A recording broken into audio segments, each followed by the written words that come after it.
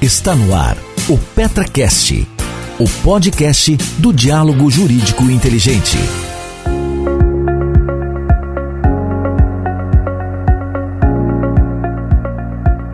Esse é o nosso terceiro episódio de podcast da PetraCast, que, lembrando, está nas nossas redes sociais, no nosso site e em todas as plataformas de podcast. Hoje o nosso entrevistado é o juiz Alberto Gentil. O Alberto tem muita prática em dar aulas, cursos e sentenças. E ele vai trazer pra gente uma novidade hoje, extra autos. Nós vamos falar de soluções extrajudiciais. É verdade. No país da judicialização, é possível e existem soluções que trazem economia de tempo e dinheiro. E é sobre isso que eu vou conversar com o Alberto hoje. Alberto, bom dia. Com a informalidade trazida pelo home office, pelo teletrabalho, de dentro dos tribunais para fora, quais foram as principais mudanças? Primeiro, gostaria de agradecer o convite. É uma alegria estar aqui na Petraroli, em especial com a doutora Ana, uma amiga querida, uma grande advogada, entusiasta da atividade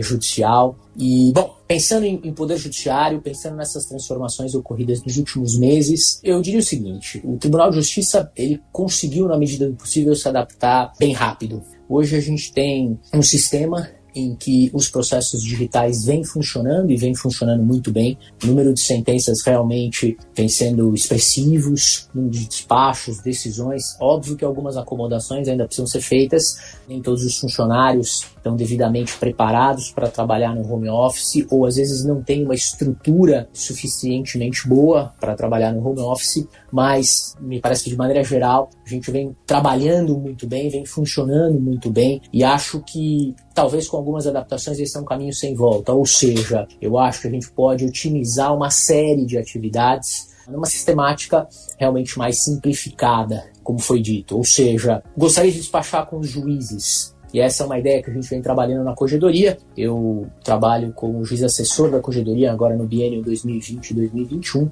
Tive a oportunidade de retornar à Corregedoria. Mas, por exemplo, a gente vai tentando trabalhar com a ideia de uma agenda, por exemplo. Então tem uma agenda, um Google Agenda, em que o advogado tem condição de entrar, agendar o horário para ser atendido. Eu percebo até que os juízes vêm falando que o atendimento vem sendo com uma maior qualidade. Por quê? Porque às vezes o juiz está em audiência, às vezes tem que despachar, o juiz está em audiência, então ele despacha, mas ele está ouvindo testemunha, ele está tendo que ditar no termo, e às vezes até o poder de concentração fica prejudicado. Agora, no momento que você consegue ter uma dedicação exclusiva para receber aquela petição, para receber aquele advogado, ter a condição de abrir o processo, que eu acho que isso é muito legal, a gente passa a ter até uma qualidade de atendimento melhor. Claro, precisamos ainda melhorar um tanto. Ainda a gente não está no ideal, mas eu acho que aos poucos a gente vai conseguir atender a necessidade de celeridade sem perder a qualidade. Eu acho que esse é o grande ponto. Atendimentos virtuais, os processos exclusivamente, se possível, isso ainda vai demorar alguns anos, mas exclusivamente digitais, audiências em videoconferências. Eu acho que a gente ainda pode caminhar bastante. Claro, temos que entender que o Brasil não é um país ainda democraticamente digital. Acho que esse é um ponto também que precisa ficar claro. A gente não consegue ainda atingir todos os lugares democraticamente com a mesma eficiência. Mas se a gente puder simplificar algumas tarefas, por exemplo, antes mesmo da pandemia, já tinham alguns juízes que atendiam pelo Skype. Então, ao invés do advogado se deslocar até a cidade, em específico, por exemplo, o Santos, o Dr. Frederico Messias é um deles. Então, em vez de ter que ir a Santos despachar, eu podia marcar, ou até mesmo acho que entrar pelo Skype. Ele ficava online e ele já atendia o advogado, já falava, já via o que era. Eu acho que isso a gente pode incorporar. Toda essa simplificação de contato, ela é muito benéfica para o advogado, eu acho que para o judiciário, mas especialmente para quem está ali na lide, porque ela acelera, ela aproxima e ela torna possível uma comunicação que às vezes só no papel fica muito fria. Eu tenho visto alguns despachos de juízes que exigem da parte todo um esgotamento de uma fase pré-processual. A tentativa de um acordo, a busca da solução nos saques, a busca de uma negociação através de outros meios,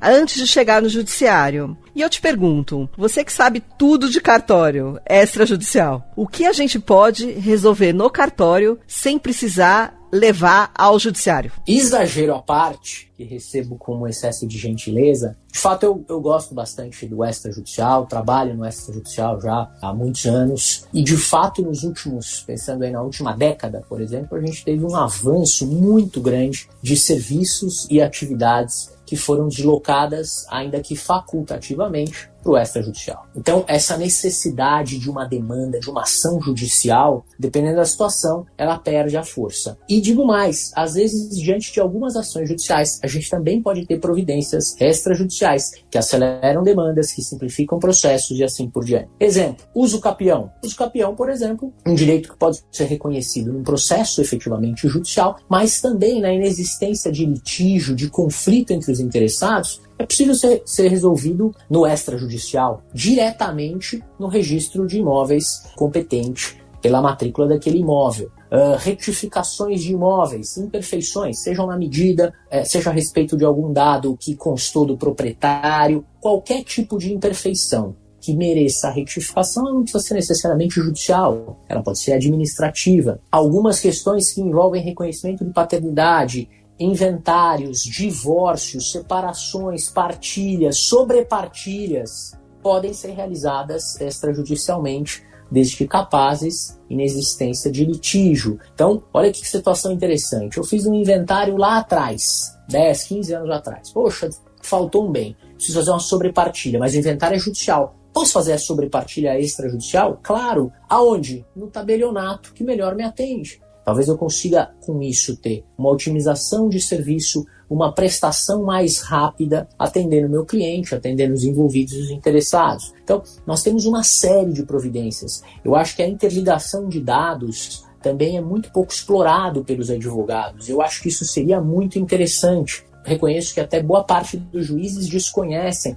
a possibilidade de solicitações de certidões de nascimento, casamento ou óbito eletronicamente, pelo celular, pelo computador, de casa. O prazo de entrega, 48 horas para a certidão eletrônica ser encaminhada para o interessado. Então, mas eu quero efetivamente materializar esse documento perfeito. Procure o registro civil mais próximo da sua casa, do seu trabalho, e lá eles farão essa materialização. Mas a certidão veio de outro estado, de outra cidade. Não há problema. Então a gente tem hoje uma interligação de dados pouco explorada, seja na obtenção de matrículas no registro de imóveis, seja na solicitação de informações a respeito da existência de testamentos, e aí estou pensando em colégio notarial, verificação de protestos. Então, nós temos muitas facilidades que podem ser utilizadas pelo advogado. Pouco tempo atrás, inclusive, tivemos um provimento 100 do CNJ, que trata do e-notariado, a possibilidade da lavratura de escrituras à distância.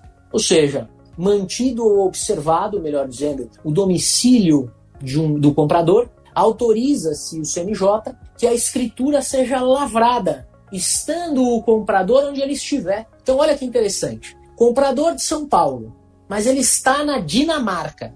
Perfeito. Ele pode lavrar uma escritura de compra e venda, o tabelião, São Paulo. Por quê? Domicílio do nosso comprador. E o vendedor, onde está o vendedor? O vendedor está em outra cidade, outra localidade, talvez no interior de São Paulo, em outro estado. Temos a possibilidade de que isso seja assinado eletronicamente, após regular videoconferência dentro do sistema do e-notariado, facilitação, podemos antecipar negócios, dispensa de procurações. Então, assim, eu acho que tem muita coisa no extrajudicial pouco explorado e que, sem dúvida alguma, para o advogado, o que interessa é atender o cliente bem, rápido e de maneira eficiente. Eu acho que a gente consegue com muitas dessas ferramentas que eu acabei de passar. Que provas a gente pode produzir em cartório extrajudicial? A prova por excelência, autorizada no artigo 384 do Código de Processo Civil, é a ata notarial. Ou seja, é a materialização de determinadas situações com valor jurídico constatadas pelo tabelião de notas. Óbvio que inúmeras são as provas que podem ser colhidas diretamente no extrajudicial, sejam certidões, no registro civil, no registro de imóveis, no próprio protesto, mas eu acho que a grande prova, e o valor dessa grande prova vai depender, óbvio, de um conjunto probatório no processo, mas é a ata notarial. A ata notarial sempre foi admitida no direito processual civil brasileiro, mas como uma prova atípica, não prevista no Código de Processo Civil. e esse hoje é desde o Código 2015, nós temos a previsão expressa da ata notarial como meio de prova. E ela também pode ser utilizada. Pode ser utilizada em razão de uma checagem de estado de um determinado imóvel, daquilo que é encontrado dentro de um determinado imóvel, até para fins de inventário. Eu tenho alguns exemplos práticos interessantes. Posso fazer uma ata notarial em razão de informações contidas num site, num blog, numa página do Instagram, do Facebook. Então eu tenho a corporificação daquela situação efetivamente constatada pelo notário, e aí sim ele tendo fé pública para a lavratura de tal ato, e eu utilizo isso, por exemplo, uma ação dolosa, uma ofensa sofrida pelas redes sociais. Tudo isso eu posso, mais do que um print da tela ou alguma coisa assim, eu posso lavrar uma ata notarial para corporificar aquela situação. Eu acho que essa pode ser muito bem utilizada. Eu lembro de uma situação de ata notarial interessante, em que aconteceu o seguinte: faleceu uma senhora e ela tinha um único irmão.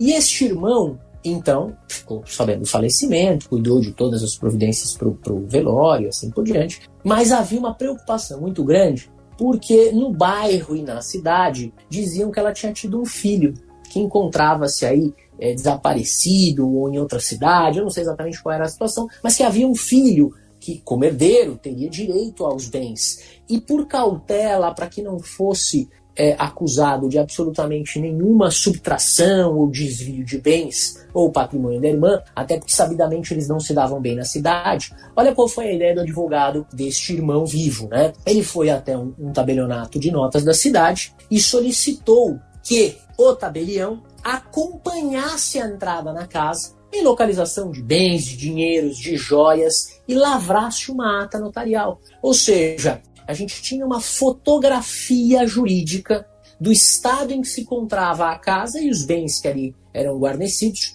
para que lá no futuro não se falasse em desvio, não se falasse de forma alguma aí em qualquer subtração indevida. Então, acabava sendo uma cautela, não necessariamente foi utilizada numa ação judicial, mas objetivava acautelar uma situação ou um possível problema futuro. Então, eu achei que foi uma ideia bem interessante e também pode ser utilizada a ata notarial. Sendo que ela é indispensável no uso capião extrajudicial, né? Isso é importante a gente também falar. Eu acho que muitas dessas melhorias vão acabar virando regras. Você acredita nisso? Eu acho que a gente está num momento de grande transformação, e essa transformação vai exigir uma adaptação dos interessados. Aqueles que tiverem o objetivo de se manterem no mercado, se manterem ativos, prestando serviços eficientes, vão ter que entender que, diante desse momento que a gente está vivendo, nós vamos ter que nos adaptar e trazer muitas dessas ferramentas para o nosso dia a dia. O deslocamento em si passa a ser secundário, né? Tanto é que são inúmeras as reuniões que são feitas à distância, com um nível de eficiência igual ou melhor do que aquele que é feito presencialmente, até porque a gente normalmente chega mais tranquilo para fazer essa reunião, chega com mais tempo, não teve o estresse de deslocamento, de estacionamento, de subir correndo. Então eu acho que a gente vai ter que adotar muitas dessas políticas. E adianto outra coisa, eu acho que não faz sequer sentido, pensando a médio prazo, a manutenção dos fóruns no tamanho que eles são e na quantidade que eles são. Acho que talvez a gente tenha que pensar nessa nova distribuição de espaço físico, que vem acontecendo aí nas grandes empresas, que vai acontecer nas instituições de ensino e vai, sem dúvida nenhuma, chegar no serviço público. Eu tenho um pouco de receio, porque eu acho que todo esse distanciamento, ele traz uma diminuição da identidade. Numa empresa privada, você manter a identidade ainda é mais fácil, porque a pessoa optou por trabalhar lá, a pessoa se identifica com o astral da empresa. Agora, no serviço público, como que funciona quando os juízes mudam muito de comarca e você acaba criando uma relação muito tênue com esses lugares onde você passa, onde você atua? Você acha possível que essa quarentena traga um novo modelo de funcionário público? Eu acho assim, o juiz no interior, ele acaba sendo uma figura muito marcante porque normalmente ele é única, dependendo da cidade, né? Então assim, só tem ele. Acho que a gente vai ter uma mudança sim do funcionário público. Eu acho que a gente vai ter uma mudança sim na forma de cumprimento de mandados, na forma de atuação e gestão das serventias, mas o descarte do contato físico, do contato humano, ele, a meu ver, é impossível. Ele é impossível porque a nossa atividade é uma atividade predominantemente de análise sensível, de análise humana. Lógico, muitos são os casos documentais, mas a sensibilidade, às vezes, de poder sentir a testemunha, de poder sentir um depoimento pessoal, ainda tem muito valor, né? Eu tenho que reconhecer que são inúmeras as situações em que isso, de fato, faz diferença para o julgamento. Mas a gente vai ter mudanças. Eu vou dar um exemplo simples, a meu ver. Eu estou na corregedoria, mas sou juiz titular da 8ª Vara Civil de Santo André. E lá eu tenho 2 assistentes. E uma das minhas assistentes trabalha 3 vezes por semana em casa e 2 vezes por semana no fórum. Eu até tenho espaço físico para acomodar muito bem ambas. Mas como ela não mora em Santo André, ela vai 2 vezes por semana e as outras 3 ela acaba trabalhando de casa. E o nível de aproveitamento e assim, de produção e de qualidade não perde absolutamente em nada. Absolutamente em nada. Então, eu acho que algumas acomodações nesse sentido vão ser feitas. A atividade da serventia, de maneira geral, ela pode sofrer algumas adaptações. Mas a gente não precisa ter um cartório tão grande, ainda mais pensando que os processos vão se tornar todos eles digitais. O pessoal mais novo não conhece, né, mas assim, os escaninhos de processo, né, aquelas maravilhas de biblioteca de autos. Eu acho que isso tudo vai acabar sofrendo uma grande alteração. E olha que eu ainda apanho, viu? Eu ainda apanho um pouco em processos digitais muito longos, porque às vezes para achar um documento não é tão fácil. Tá todo mundo aprendendo a viver um novo mundo. Eu só não sei se esse trabalho remoto, quando voltar ao shopping, voltar ao clube, à academia, o cinema, o teatro, ele vai continuar sendo tão comprometido. Você acha que essa tendência de trabalhar tanto em casa, ela vai continuar a mesma quando a gente tiver outras opções? Eu confesso que eu não sei. Eu vou dar uma opinião pessoal, não uma opinião institucional. Porque esse é um tema que é discutido bastante na corregedoria e bastante no tribunal. Pelo corregedor, pelo presidente. Particularmente, eles gostam do trabalho presencial. Eles têm mais, assim, sentem um pouco desconfortáveis com o trabalho 100% em home office, né? Mas eu acho que um trabalho mesclado entre home office e presencial não seria de todo ruim. Acho que seria possível, sim. Eu sou titular de uma vara civil, eu faço audiência uma vez a cada 15 dias. E a minha pauta está para menos de 30 dias. Confesso que eu tenho, assim, quem me conhece sabe que eu tenho assim, uma certa dificuldade em ver processo parado. Eu preciso julgar tudo, mais rápido que eu conseguir, porque isso gera uma certa angústia. Mas assim, eu não vejo a necessidade, efetivamente, de um trabalho presencial ali, 5 vezes por semana e tal. Acho até que cada vez menos os advogados, eles vão ao fórum para despachar. Eu tô todo dia lá, e não tenho, assim, tantos advogados todos os dias ali despachando e tal. Acaba sendo um trabalho mais solitário mesmo. Acho que daria para mesclar, ou pelo menos pensar nisso. Conta um segredo pra gente aqui só no nosso podcast. O que a excelência Alberto Gentil odeia que advogado faça? Nossa, tipo, só para um público, assim, umas 10 mil pessoas que vão ouvir isso, conta esse segredo, né? Eu sou uma pessoa super objetiva. Então, assim, o que me incomoda é a enrolação. Eu acho assim, olha, busco isso em razão disso, com base nisso. Acabou. Porque do contrário, a gente acaba se perdendo em muitas situações, e eu acho que nesse universo de computação e de Ctrl-C e Ctrl-V, às vezes a gente tem ali peças enormes, textos incríveis, mas de pouca objetividade, de pouca utilização ali. E assim, já vi diversas petições em que a petição acaba discorrendo bastante sobre o que é o dano moral, quais são os requisitos, como é que se fixa o dano moral, o que o STJ pensa sobre o dano moral. E aí, quando eu já entendi tudo sobre dano moral, que eu adianto, curiosamente eu também já estudei, eu não tenho a menor ideia de quais os fatos ocorridos para justificar todo aquele dano moral que eu já aprendi na petição inicial. E para mim isso acaba sendo mais importante, né? Ou seja, qual foi a dinâmica efetivamente ocorrida que justificaria aquela indenização por abalo moral? Foi uma negativação indevida? Foi um xingamento? Foi alguma interrupção de serviço de maneira indevida sem o prévio ou pronto restabelecimento? O que é que aconteceu para justificar aquela solicitação judicial, né, aquele pedido? Então, eu confesso que essa é a parte que mais me incomoda, é a falta, às vezes, de objetividade para que a gente possa efetivamente pensar em prestação jurisdicional célere, né? Porque imagina, 58 laudas a petição. E tô pensando até, imagina um advogado do réu olhando aquilo e falar, não, algum parágrafo ele vai falar alguma coisa que eu vou aproveitar. E ele tá falando de seguro, ele tá falando da legislação aplicada, do julgamento do STJ. Já entendi. Mas o que ele quer? Aonde tá? E aí a gente perde muito tempo com isso. E o professor Alberto, o que ele pensa a respeito das súmulas que não pegam? Das leis que não pegam. Por que o Brasil é o país que tem legislação e procedimento que funciona, e legislação, procedimento e súmula que ninguém obedece? Pensando como professor, né?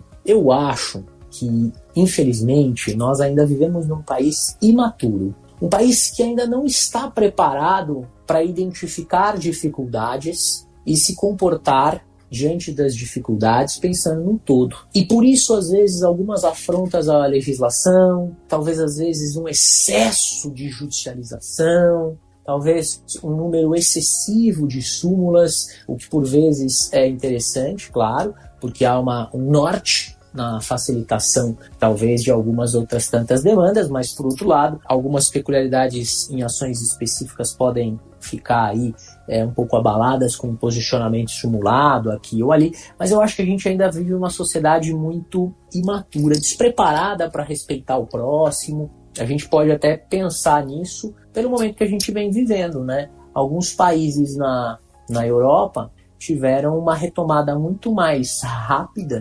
deste momento de pandemia, de Covid, vide, por exemplo, Portugal, do que nós temos aqui. Lógico que nosso país é um país continental, muito maior do que a maioria dos países da Europa, né? A integralidade dos países da Europa, contando a Rússia aí já complica a minha conta, mas a gente realmente tem um olhar muito difícil para o próximo. A gente tem realmente que aprender muito, que crescer muito. Eu vou contar um caso em específico, pensando em pandemia e pensando nessa necessidade da gente melhorar como ser humano. No caso, o Corregedor-Geral da Justiça foi procurado pela Receita Federal e tratava-se de uma questão envolvendo o registro civil. Dentro da Corregedoria eu cuido do extrajudicial, ao lado de alguns outros juízes, especificamente do próprio registro civil. E aí eu acabei falando com o superintendente da Polícia, da Receita Federal. E aí ele estava dizendo o seguinte: olha, não existe um meio mais rápido da gente verificar a veracidade da certidão de nascimento? Expliquei para ele o que daria para ser feito e tal, e assim por diante, tentar desenvolver até uma ferramenta para atender a necessidade. E qual era a demanda que ele pedia? Ele falou o seguinte: olha, nós estamos ajudando na verificação das pessoas que fazem jus ao auxílio emergencial. E, infelizmente, estamos recebendo uma série de documentos falsos no tocante à certidão de nascimento, que vem dificultando a liberação dos auxílios emergenciais. Então, olha a situação que a gente vive. Mesmo diante de uma situação tão preocupante, tão drástica, tão triste, a gente não tem, assim como sociedade, lógico, não estou falando de um ou de dois, né? Estou falando no todo, de pensar no próximo, de entender quais são os limites que a gente pode ou não estabelecer para viver em sociedade. Isso faz com que algumas leis peguem, e infelizmente algumas leis pegam até às vezes pela força impositiva da sanção do que outras tantas leis. Eu tenho uma experiência e uma ideia com relação à súmula, que eu acredito na ineficácia delas pelo tempo que demora para que aquele processo que subiu lá atrás, a primeira vez para virar aquela súmula, decorreu até chegar lá. Ao contrário dos processos políticos que têm um andamento surpreendente no STF, e até porque lá é a primeira instância deles. Então talvez também seja rápido, porque não demorou para chegar lá. Eles já começaram lá. Mas essa demora entre o fato e a resposta do judiciário, você não acha que é a grande culpada para quando ela chega, já chega atrasada e já chega antepassada e logo ineficaz? Eu acho que, às vezes, o tempo de maturação do processo prejudica a compreensão de justiça. Ainda mais quando a gente precisa de uma prova pericial, casos práticos, assim, de maneira muito rápida. Quando a gente precisa, por exemplo, de provas periciais, às vezes as provas periciais são muito específicas, em que nós não temos grandes profissionais, ou na verdade, nós não temos um número grande de profissionais, melhor dizendo, e ainda nós temos um excesso de concessões, às vezes, de justiça gratuita e uma fixação por tabela, né, extremamente baixo pelo Estado para ressarcimento da prova pericial. Nós, às vezes, temos os processos congelados juridicamente, aguardando-se que uma perícia seja feita, que um perito seja, de fato, nomeado e aceite a nomeação e faça a prova. E, às vezes, a gente perde o time de uma decisão que atenda à situação fática como deveria ter sido. São inúmeros os processos em que, por motivos diferentes, eu já vi essa situação. Não, sei lá, é o problema do carro. O carro não funciona, ótimo. Mas a ação demorou tanto para chegar no momento da prova pericial que quando o perito vai efetivamente analisar aquele carro, até para fins de cobertura quanto a seguro e assim por diante, o perito fala, olha, realmente o carro está um lixo. Mas eu não tenho a menor condição de dizer se ele estava um lixo há 6 meses atrás, há 1 ano atrás, e nem tampouco no dia que ele disse que estava um problema ali reclamado na ação judicial. E aí a prova se perde. Ou uma perícia médica. Então, são inúmeras as situações em que, de fato, as demandas elas tomam mais tempo do que precisariam e essa maturação do processo fragiliza a compreensão de justiça. Concordo com você. E no seu ponto de vista, você acha que isso é culpa do processo civil, que tem muito recurso, ou ele é culpa de um judiciário que tem pouco recurso? A minha opinião pessoal é que nós vivemos num país em que nós somos tarados. Nós temos fetiche pelo sistema recursal. O pessoal fala que o Brasil, né, é o país do futebol, do carnaval, da cerveja. Mentira. Nós somos o país do contrato de gaveta. A gente é louco num contrato de gaveta e num sistema recursal. Então, assim, isso também já não ajuda. De fato, eu acho que o aparelhamento do judiciário às vezes deixa a desejar. Mas nós temos um sistema recursal realmente muito complexo, muito extenso, e pensando em outros tantos sistemas recursais, por exemplo, o sistema norte-americano, ou trazendo para uma realidade mais próxima o sistema processual civil português, a gente tem um nível de facilitação de alcance das cortes superiores que a gente não encontra em outros países. Muito recurso especial, o STJ, por vezes, ele adentra em situações fáticas e que não caberia. Aí, às vezes, ele aplica a súmula 7 e aí diz que não tem que adentrar. Aí, recursos ao Supremo, aí recursos do recurso, agravo do agravo regimental em recurso especial dos embargos. Então, é uma loucura o sistema recursal, até para a gente explicar isso para o leigo, né? Então, eu acho que nós temos um sistema bem complexo mesmo. E você acredita que a gente vai sair mais forte em termos de direito dessa pandemia? Eu acredito que a gente vai sair mais sensível. E o direito, às vezes, exige sensibilidade de todo mundo. Sensibilidade de quem propõe ação, sensibilidade de quem contesta uma ação, sensibilidade daquele que julga uma ação. Eu acho que a gente vai sair mais sensível e acho que a gente vai sair mais forte em razão da intensidade que nós vivemos os problemas jurídicos hoje em dia. Sim, eu tenho realmente todo dia uma novidade que decorre de algo que nunca aconteceu antes. Então a gente passa a pensar, eu acho que um pouquinho mais fora da casinha, né? Saímos um pouco da mesmice diante de tudo que a gente está vivendo. Eu acredito que a gente vai sair mais forte, sim. Alberto, te agradeço e quero terminar esse podcast com a sua frase: sairemos mais sensíveis e mais fortes. É isso que eu quero. Obrigada. Até a próxima. Eu que agradeço. Uma alegria. Até mais, gente. Valeu. Tchau, tchau.